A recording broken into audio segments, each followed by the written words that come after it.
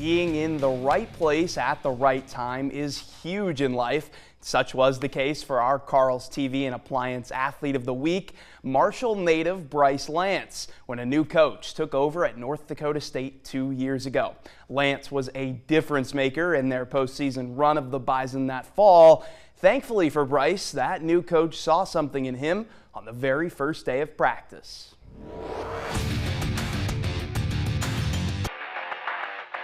He was really impressive about practice 3 or 4 of spring ball, and I remember talking to him, I'm not sure about what's happened in the past, but I really see an all-conference type player, and like his eyes lit up like, Coach, you've only been around me and I got with Cam right away, and I said, I'd like you to start liking this guy a little more. Or maybe a lot more. The connection grew throughout last year, and by the time they got to the postseason, it was a huge reason why the Bison got the title back.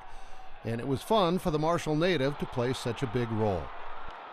Yeah, I say all that. I love to make big plays. I like catching the ball as well. Possession is huge. But I think the most important thing is consistency and dependability as a receiver. I want my quarterback, my coaches to be able to trust me, especially in big-time situations. And they certainly do. In fact, his head coach sees big things ahead for Bryce after his days in Fargo are over. I personally see Bryce as a top 50 player in the country right now. And I wouldn't put a cap on where he could end up. Having older brother Trey, who was the number 3 pick in the NFL draft, also inspires Bryce, who was a very hard worker.